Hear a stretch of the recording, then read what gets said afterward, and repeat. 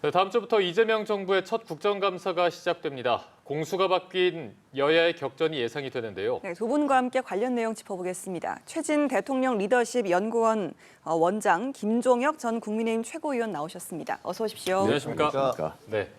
자, 다음 주 월요일부터 이재명 정부의 첫 국정감사가 열립니다. 국회 17개 상임위가 총 834개 기관을 대상으로 다음 달 6일까지 감사를 벌일 예정인데요. 먼저 여야 당대표의 목소리를 듣고 대담 이어가도록 하겠습니다. 민주당은 전 정부의 불법과 실정으로 망가진 곳을 고치고 내란의 상흔을 메우고 개혁을 완성하는 국감으로 국민의 기대에 반드시 응답하겠습니다. 민생과 국민의 삶을 살피는 여당보다 유능한 야당임을 국정감사를 통해서 보여드리겠습니다. 그리고 우리 107명 모두가 민생 싸움꾼이 되겠습니다. 네, 민주당은 내란 청산, 또 국민의힘은 독재 저지 이렇게 내세웠습니다.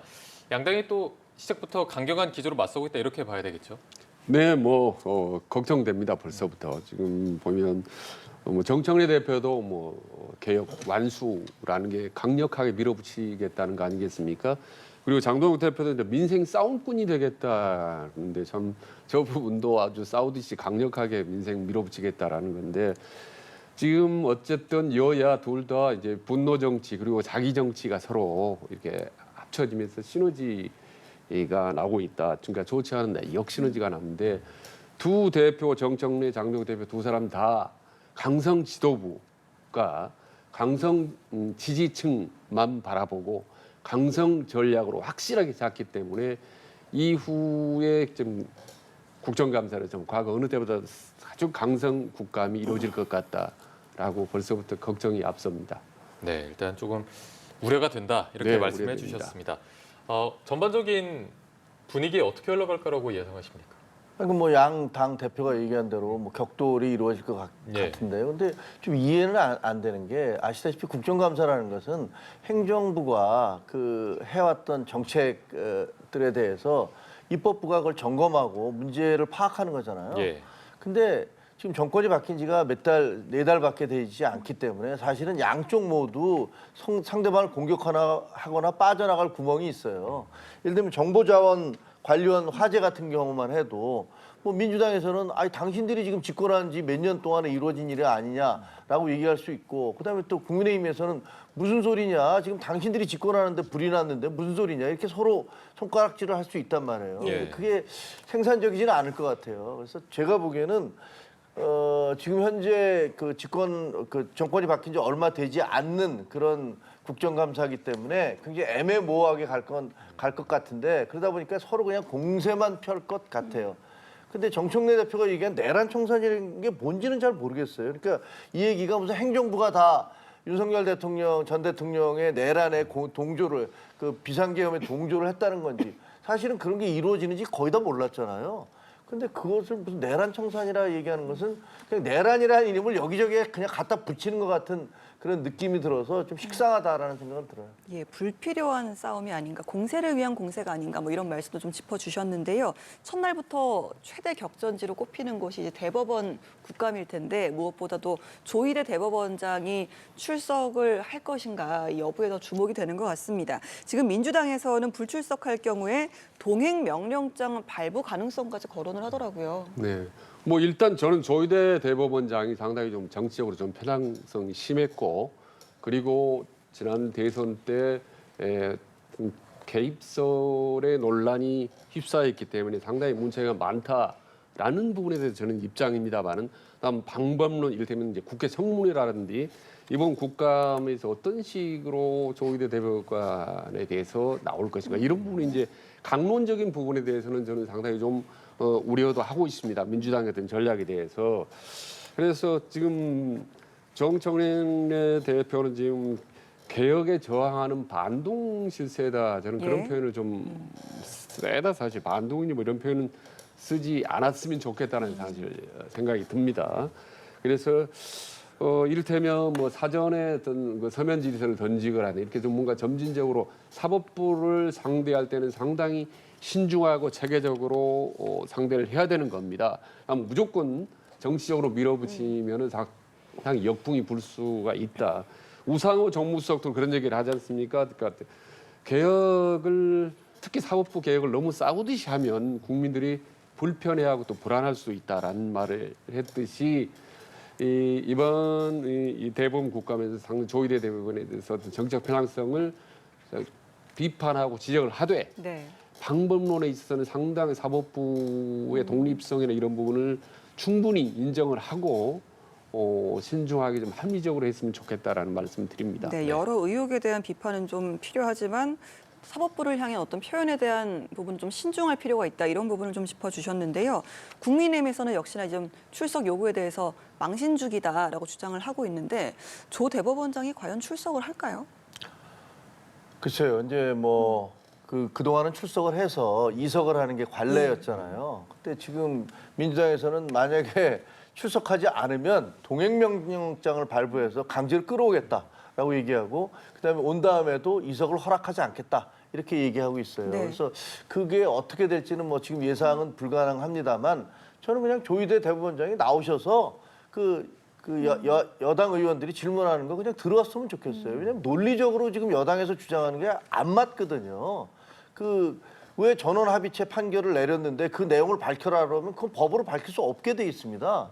누가 찬성하고 누가 반대하고 이런 것들을 할 수가 없는데 그런 것들을 요구를 할 때 그런 무리한 요구에 대해서 그냥 묵묵히 받아들이는 모습을 보여주는 것 그것도 나쁘지 않다고 생각합니다. 그게 과연 민주당이나 이재명 대통령에게 도움이 될지는 전혀 모르겠고 반대일 거라고 생각을 해요. 그리고 민주당이 개혁에 저항하는 반동 실체라고 지금 조희대 대법원장을 언급을 했는데 여기 북한입니까? 이런 표현을 어떻게 쓸 수 있죠? 민주주의 국가에서 대법원장을 반동 실체라니요. 어떻게 이런 얘기를 쓸 수가 있습니까? 그런 얘기를 쓰는 사람들이야말로 역사의 죄인이라는 생각이 듭니다. 그리고 무슨 조희대 대법원장에 대해서 그 정치적 편향성을 계속 얘기하고 계시잖아요. 김명수 대법원장 때야말로 제가 기억하기에는 대한민국 헌정사상 가장 정치적으로 편향된 대법원장이고 공개적인 거짓말을 온 국민에게 하신 분이잖아요. 그럴 때 민주당이 그 김명수 대법원장 어떻게 싸고 두셨습니까? 이제 와서 조희대 대법원장을 청문회 때 처음에 임명할 때 청문회할 때는 파도 미담만 나온다고 칭찬하다가 그다음에 본인들에게 좀 불리한 판결을 내리니까 그때부터는 무슨 반동 세력이라는 식으로 몰아붙이는 것 이거는 민주주의 국가에서 있을 수 없는 그런 발언들이라고 생각을 합니다. 네, 자 일단 조희대 대법원장이 출석할지 그 여부를 저희가 조금 더 지켜봐야 할 것 같고요. 출석에 관심이 쏠리는 또 한 명이 있습니다. 바로 김현지 대통령실 부속실장입니다. 국민의힘은 여전히 실체가 오리무중이라면서 김현지 부속실장의 국감 출석을 재차 압박하기도 했는데 이번에도 관련 내용 들어보고 대담 이어가도록 하겠습니다. 김현지 지금 부속실장이 총무비서관으로 보임될 당시에 본인이 관여한 업무에 무슨 문제가 생겼다든지 그렇다면 그건 고려해 볼 수 있는데 그런 문제가 없었다고 하는데 불러야 되나요? 성남 라인 비선 실세들의 영향력도 도처에서 감지되고 있다는 소식입니다. 이재명 정권의 위선과 거짓을 끝까지 파헤치는 국감이 되도록 하겠습니다. 자, 야권은 김현지 1부속실장의 국감 증인 출석을 강하게 요구하고 있고 반면에 여당은 뚜렷한 사유가 없다 이렇게 하면서 신중한 입장을 보이고 있거든요. 김현지 실장이 증인으로 나오는 부분에 대해서는 어떻게 보십니까? 그러니까 지금 다른 입장들이 좀 다른 것 같아요. 대통령실도 명확하게 얘기는 하지 않고 있습니다. 상당히 유보적이고 만약 민주당이 원한다면은 나갈 수 있다. 국회가 원한다면 나갈 수 있다. 이렇게 얘기하고 있고 민주당 내부에서도 김병기 지금 원내대표 같은 경우는 굳이 나갈 필요가 있겠느냐로 야간 비판적인 반말에도 박수현 대변인 같은 경우는 나갈 수 있다라는 식으로 얘기하고 있기 때문에 상당히 좀 애매모호합니다. 이런 모호한 상황이 벌써 한 10일 넘게 지속되면서 김현지 부속실장이 대통령과 정말 가까운 실세구나 하는 게 이제 더 널리 알려지고 지금 대한민국 김현지 이름 모르는 사람 없을 정도로 아주 떠버렸죠. 그런데 지금 국민의힘이 분명한 거는 김현지 부속실장을 불러서 정치적 맹공세를 갈 건 확실해요. 지금 상임위도 운영위에서만 통상 부르는데 여섯 개 상임위에서 지금 김현지를 다 부르겠다는 거 아니겠습니까? 국민의힘이. 예, 그래서 전방위로 어쨌든 대통령에 대한 공격에 포화를 가하겠다. 이건 국감에서도 보기 드문 바람직하지 못한 선례다. 그럼에도 불구하고 저는 김현지 부속실장이 국회에 출석하는 것이 저는 낫다고 봅니다. 이런 뭐 여야 협의가 있다고 보면 통상 운영위원회 같은 경우는 청와대라는 대통령실에 대한 감사를 하는 거기 때문에 운영위원 정도 나가서 아주 민감한 문제, 이를테면 뭐 비자금이라 무슨 자금이죠? 예, 그런 자금이라 정치적인 민감한 질문에 대해서 뭐 적절하게 대답하게 되는 거고, 그래서 저는 오히려 나가는 것이 저는 득이 더 많다라고 봅니다. 그리고 그 입장은 가능한 한 빨리 출석하겠다는 국회 출석 입장을 좀 빨리 정하는 것이 낫지 않겠는가라는 생각이 듭니다. 네. 그렇지 않으면 자꾸 이렇게 공세고 정치 논란만 커지면 대통령의 부담만 좀 더 커지기 때문에 빨리 대통령실에서 그리고 민주당에서 지금 출석 입장을 정했으면 좋겠다는 게 제 개인적인 견해입니다. 네, 일단 뭐 국민의힘도 계속해서 뭐 최고 실세다, 실체가 오리무중이다 이런 입장을 밝히고 있는데 증인으로 출석을 할까요? 어떻게 보십니까? 아니 저는요 그 대한민국 공무원 중에서 저렇게 미스테리한 인물을 처음 봤어요. 아니 어떻게 대통령실에 근무하는 분의 합격력조차가 전혀 알려져 있지 않고 저렇게 베일에 모든 게 가려져 있는지 정말 이해가 되지 않거든요. 도대체 뭐가 두려워서 숨기는 겁니까? 아니 민주당이 입만 열면 하는 얘기 있잖아요. 특검을 안 받으려는 자가 도망가는 자가 범인이다. 이런 얘기를 하잖아요. 아니 김현지 씨가 도대체 뭔데 왜 안 나오는 겁니까? 아니 총무비서관을 할 때 그 총무비서관 지금까지 안 나와본 적이 한 번도 없어요. 운영위에. 근데 갑작스럽게 비서실장이 나오니까 이 사람 좀 빼줘. 이렇게 얘기를 했다가 이게 굉장한 논란이 되니까 아니야 나갈게. 이렇게 얘기했었잖아요. 나간다고 해놓고서 그다음에 인사를 해버렸어요. 총무비서관을 부속실장으로 보내서 부속실장은 안 나왔었잖아 지금까지. 그러니까 안 나갈 거다. 이렇게 얘기하다가 여기에 대한 비난 여론이 막 쏟아지니까 우상호 정무수석이 뭐라고 그러냐면 100% 나갈 거다. 이렇게 얘기했지 않습니까? 그래서 이게 정리가 되는 줄 알았어요. 네. 근데 요즘 다시 슬슬 아예 안 나갈 수도 있는 거 아니야? 아까 김병기 원내대표가 얘기하잖아요. 안 나갈 수도 있는 거 아니야? 라면서 다시 밑자락을 깔고 있어요. 이건 안 나가겠다라는 그런 포석을 미리 두는 것 같은데 정말 국민들이 궁금하실 것 같아요. 아, 저 사람이 뭔데?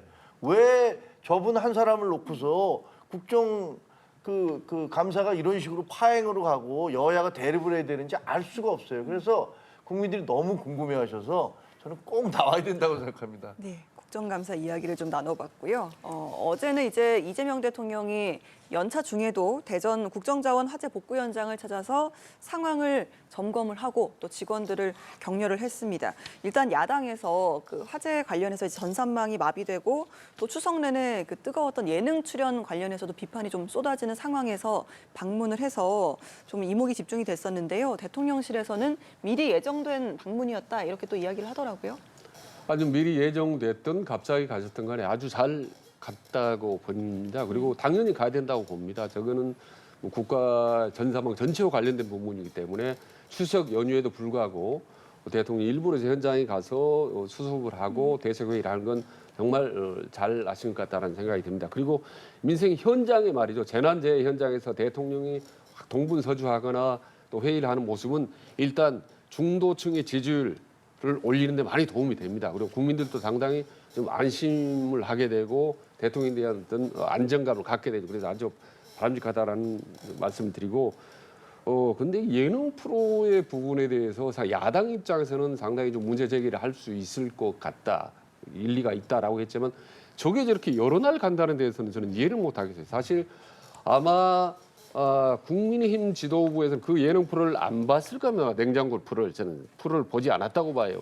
저도 보기 전에는 꼭 대통령이 저런 예능 프로를 해야 되나라고 저는 좀 걱정을 했지만 막상 보고 나니까 저건 완전히 K푸드 국정 홍보 프로구나라고 오히려 해야 될 적극적으로 오히려 출연해야 될 그럴 프로구나라고 생각을 했거든요. 그래서 저는 이 시점에서는 그 논란을 그치는 것이 국민의힘에게는 오히려 더 도움이 된다고 저는 본 겁니다. 그리고 지난번 3년 전에 오송 참사 때도 말이죠. 윤석열 대통령 어땠습니까? 그때 이제 해외 순방 중이었지만은 폴란드 방문에 가지 않아도 될 우크라이나 가서 전쟁 복구 뭐해서 주가 조작이니 뭐 이런 많은 억측을 지금까지도 이야기하고 있을 정도로 재난재해에 대해서는 아주 이 무대응과 어떤 대응 부족 이런 부분을 많이 윤석열 전 대통령이 비판을 받았죠.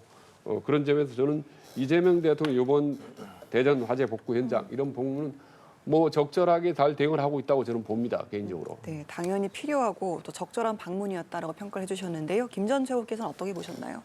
아니 뭐 당연히 가셨어야 되죠. 근데 그거를 예능 프로 하는 시간에 가셨으면 얼마나 좋았을까 그런 생각이 들어요. 그러니까 추석 첫 번째 맞이하는 추석이잖아요. 그러면 대통령이 그 예능 프로보다는 우리 사회의 어떤 어렵고 힘든 분들, 군, 경찰, 소방관 그리고 그 노인들이라든가 혹은 그 고아원이라든가 뭐 이런 데를 방문하셔서 우리 사회 어려운 곳에 있는 분들과 손을 잡아주는 모습을 보여주는 게 훨씬 더 그 가슴에 와닿았을 것이다라고 생각이 돼요. 저요.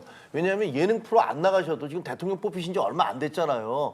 수많은 사람들이 다 알고 있어요. 그러니까 그래서 첫 번째 행보가 예능이었어야 되는가라는 부분에 대해서는 좀 아쉬운 부분이 있습니다. 그리고 거기에 대해서 그 이제 뒤늦게라도 현장에 가서 저렇게 무슨 공무원들 고생하는 공무원들을 어루만져주고 손잡아주는 것은 굉장히 중요하다고 생각을 해요. 근데 이런 일들이 벌어진 건 재난과 관련해서 그것을 직접 대통령과 연결시키는 것은 여든 야든 삼가야 된다고 저는 생각을 합니다. 이게 무슨 대통령이 그걸 원하는 게 아니잖아요. 그리고 직접적인 책임이 있는 것도 아니잖아요. 무슨 재난이나 사고에 대해서. 근데 과거에 보면 윤석열 전 대통령 때도 사당동에서 물난리 났을 때도 민주당이 얼마나 비판을 했습니까? 대통령이 출근을 제대로 했느냐, 퇴근을 어떻게 했느냐, 현장에 가서 어떻게 했느냐 하면서 공격을 했고 오송이라든가 이태원에서 그런 참사가 벌어졌을 때도 그것을 직접적으로 대통령과 연관시켜서 공격을 했었거든요. 그러니까 이런 부분은 여야 모두가 좀 삼가야 된다 이런 생각은 듭니다. 네. 자, 그리고 긴 추석 연휴가 끝나고 이제 여야 모두 내년 지방선거에 대한 준비를 하고 있습니다. 민주당은 보니까 이달 말까지 경선료를 포함해서 공천 규정을 마무리 짓기로 했고 또 국민의힘 출마 후보군을 향한 공세를 이어가기도 했습니다. 일단 민주당의 선거 전략 좀 어떻게 보셨습니까? 그러니까 내년 6월인데 예. 지금 8개월 더 남았는데 상당히 좀 빠르게 속도 있게 지방선거 전에 이제 돌입한 것 같은데 보통 새 정부가 들어서면 집권 1년 차에 실시되는 선거는 상당히 집권 여당이 좀 유리하죠. 그래서 민주당이 상당히 좀 내년 지방선거를 유리할 거다. 상당히 압승할 가능성이 높다라는 게 일반적인 그런 분석이고 거기다가 지난번 지방선거 때는 국민의힘이 거의 삭슬이 하다시피 했기 때문에 그 반작용으로 해서 이제 이번에는 이제 상당히 민주당이 유리할 것이다라는 분석이나 이제 환경이 조성되고 있습니다만은 지금 여야 간의 전략을 보면 뭐 여당 집권 여당은 뭐 전략은 뭐 충분히 예상되지만 보니까 국민의힘 같은 경우는 지금 모든 지방선거를 총지휘할 수 있는 총괄 기획단의 위원장이 지금 나경원 위원장을 좀 임명을 했어요. 저도 설마 했는데 지금 최근 들어서 가장 강성 아니겠습니까? 그러니까 강성 우파하고 대여 투쟁의 선봉에 서고 있는 나경원 의원을 지방선거 사령탑으로 앉혔다라는 거는 이번 지방선거가 내년 6월인데 이미 지금부터 상당히 대여 강경의 어떤 강도를 훨씬 높이겠다라는 어떤 장동혁 대표와 국민의힘의 그런 전략이 읽혀지는 거고 그리고 나경원 의원이 강조하는 게 이제 공천 시스템 개혁 뭐 이런 얘기를 하거든요. 저는 그런 얘기 어떻게 들냐면 이번 지방선거에 서울시장이나 경기도가 전면적으로 상당히 강성 인물들, 강성 보수나 우파 지향적인 인물들을 공천하겠다라는 그런 얘기를 들렸거든요. 그래서 그 장동혁 대표 그리고 나경원 그리고 강성 지도부 오로지 내년 지방선거까지 한 8개월 이상 남았습니다만은 국민의힘이 강성 일변도로 가겠다. 저렇게 했을 경우에 과연 제 전략이 옳은 것인가? 상당히 이재명 대통령 입장에서 힘들겠지만 그럴수록 중도층은 국민의힘으로부터 점점 멀어져가고 이탈할 가능성이 높다. 결론적으로 선거 전략상 절대적인 옳은 방향이 아닌데 국민의힘이 계속 이렇게 양극단 분노 정치로 간다. 라는 점이 있어서 전략적으로는 좀 이게 바람직하지 않은 것 같다는 생각이 듭니다. 네, 말씀해주신 대로 이제 국민의힘은 총괄기획단을 출범했는데 나경원 의원이 이끌게 됐고요. 이 부분에 대해서는 조금 대여 공세를 강화하려는 의도다라고 분석을 해주셨습니다. 또 이제 국민의힘 이 같은 맥락에서 볼 수 있는 게 정권 심판 선거다라는 점을 강조하고 있거든요. 국민의힘의 선거 전략은 어떻게 보셨습니까?